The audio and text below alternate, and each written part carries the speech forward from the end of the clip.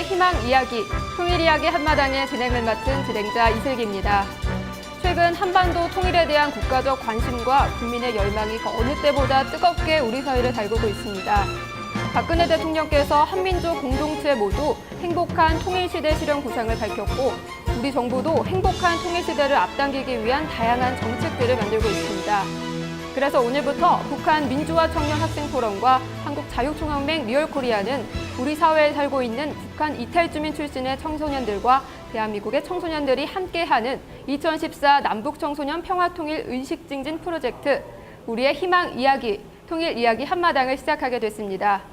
이번 프로젝트는 총 20회로 진행이 되며 한 팀이 3가지 주제에 대하여 북한에서 태어나 살다가 우리 대한민국으로 입국한 탈북 대학생 3명과 대한민국에 나서 자란 3명의 대학생들이 서로의 흉금없는 이야기를 나눕니다. 북한에 대하여, 대한민국에 대하여, 통일에 대하여 우리 국민들 앞에서 자유롭게 이야기를 함으로써 미래 한반도 통일에 대한 국민적 공감대 형성과 의식 증진에 이바지하게 될 통일을 위한 새 희망 프로젝트가 될 것이라는 기대를 가지고 있습니다. 자, 그렇다면 오늘부터 3차례에 걸쳐 2014 남북 청소년 평화통일 의식 증진 프로젝트 우리의 희망 이야기, 통일 이야기 한마당에 참여한 6명의 대학생들을 소개하겠습니다. 각자 자유롭게 자기소개해 주시길 바랍니다. 네, 안녕하십니까. 저는 정광성입니다. 저는 지금 서강대학교에서 정치외교학을 전공하고 있고 남한에 온 지는 2006년도에 왔습니다. 2006년 와서 지금까지 살고 있는데요. 오늘 남북 청소년 통일 이야기 한마당에 참여하게 돼서 너무 기쁘고 이러한 통일 한마당이 앞으로 우리가 만들어갈 통일에 대해서 더 의논할 수 있는 그러한 시간이 되었으면 좋겠습니다. 네, 안녕하세요. 주찬영이라고 합니다. 저희 고향은 함경북도 청진입니다. 1991년도생이고요. 2011년도에 여기 왔습니다. 지금 대학 준비하고 있고요. 오늘 이렇게 한자리에 남북 청년들이 모이게 돼서 느낌이 통일이 벌써 된 것 같습니다. 안녕하세요. 25살 대학생 박철준입니다. 저의 고향은 강원도 김학원이고 한국에 온 지는 5년 차입니다. 안녕하세요. 저는 대학원에서 북한학을 전공하고 있는 25살 박지혜입니다. 반갑습니다. 네, 안녕하세요. 저는 명지대학교 정치외교학과에서 있는 25살 김다영이고 이런 기회를 통해서 20대들이 통일에 대한 의식을 조금 더 갖게 됐으면 좋겠습니다. 안녕하세요. 저는 25살 명지대에서 정치외교학을 전공하고 있는 장석준입니다. 남북한 대학생들이 모인 자리가 통일에 대한 작은 발걸음이라고 생각을 하며 통일에 대한 재미있는 이야기장이 펼쳐졌으면 좋겠다는 생각을 합니다. 네, 각자 자신의 소개를 해주셨는데요. 서로 고향도 다르고 살아온 과정도 다 다른 6분의 남북한 대학생들이 우리 국민들에게 돌려줄 아름다운 감동의 이야기 한마당을 펼쳐보도록 하겠습니다. 그렇다면 지금부터 통일 과정에서 나타나게 될 가장 중요한 사회적 문제로 떠오르게 될 사람과 사람과의 통일에 대해서 이야기를 나누도록 하겠습니다. 오늘의 남북 청소년 이야기 한마당의 제1탄은 내가 살던 고향입니다.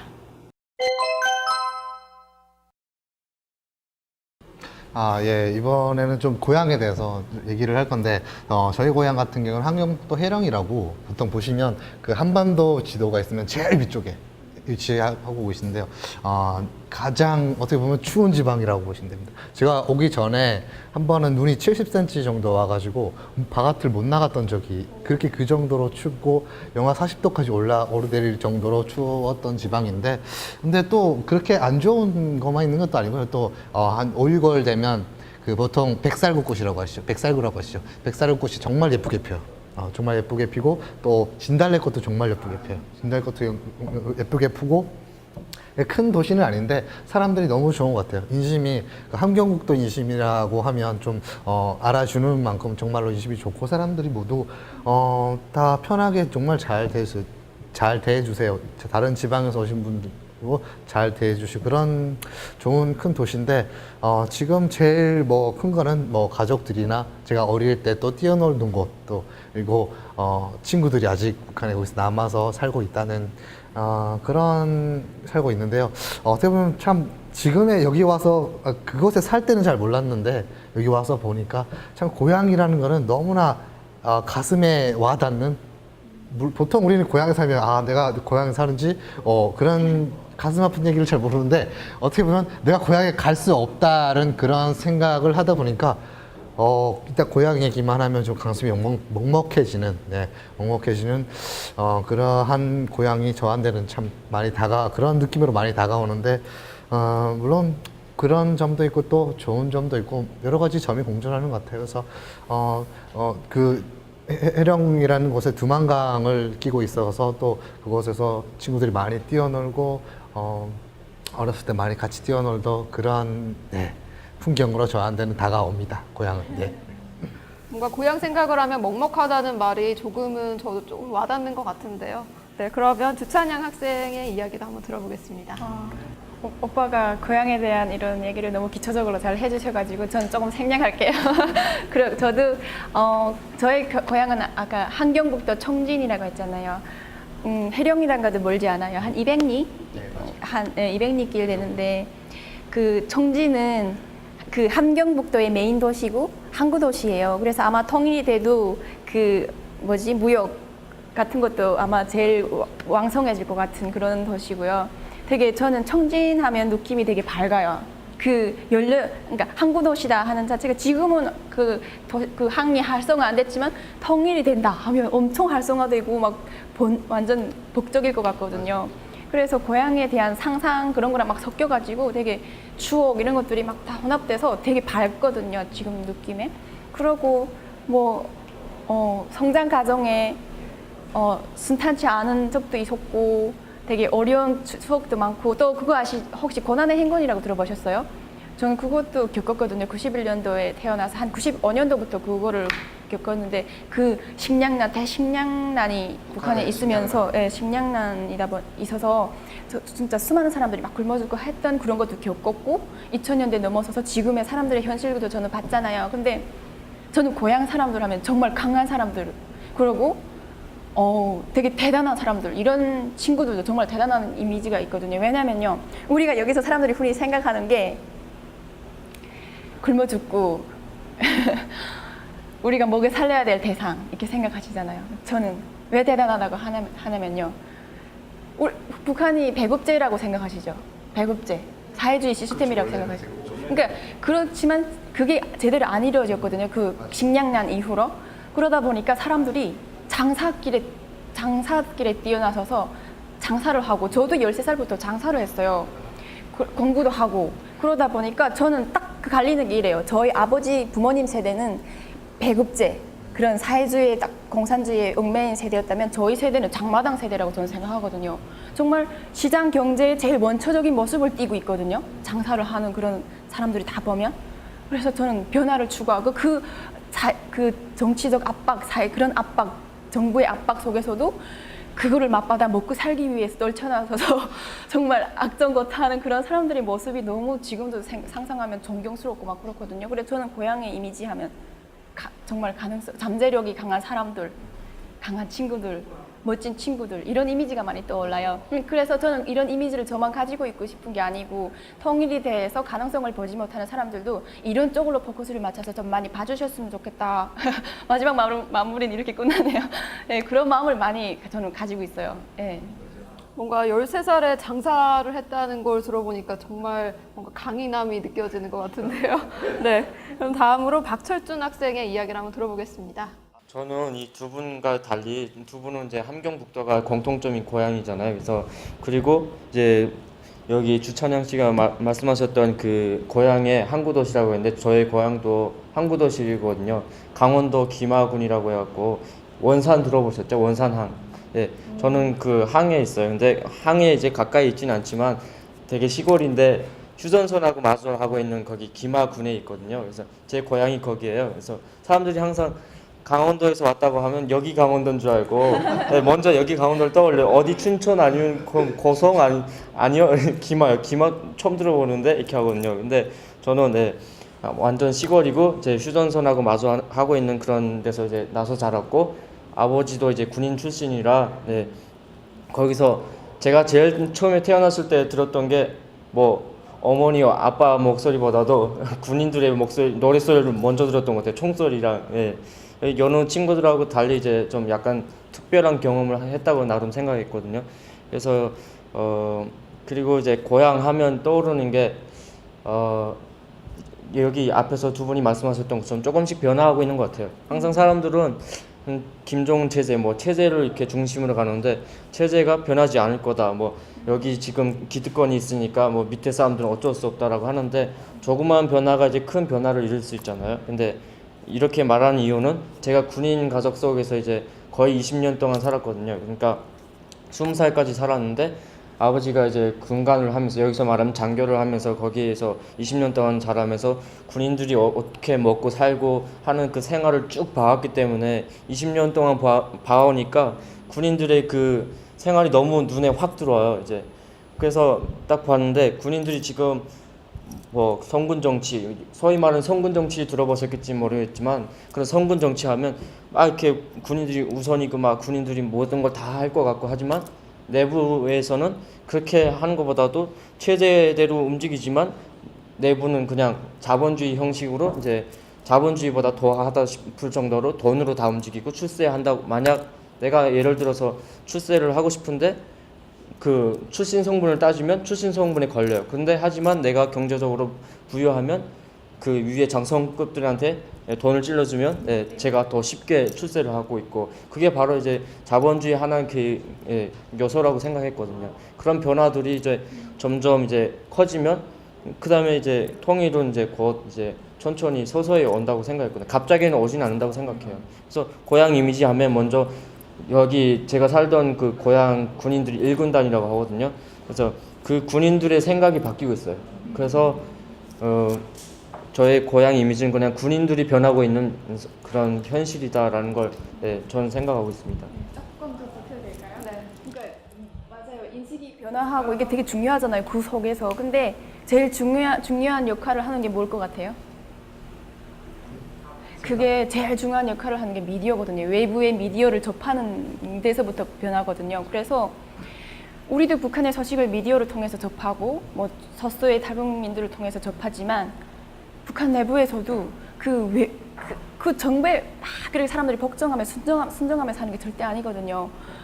그 외부 이런 영화들을 보지 못하게 통제돼 있지만 주파수 같은 것도 잡지 못하잖아요. 정부에서 아무리 잡아도 그래도 강한 주파수들이 있거든요. 이런 거를 통해서 사람들이 소형 라디오 또 북한엔 전기가 별로 이렇게 계속 왔다 갔다 정전이 돼요. 그래서 건전지식 라디오를 통해서 외부 소식을 접하고 그러면서 사람들이 인식이 변화하고 하는 거예요. 저는 이런 요소들이 정말 중요하다고 생각하거든요.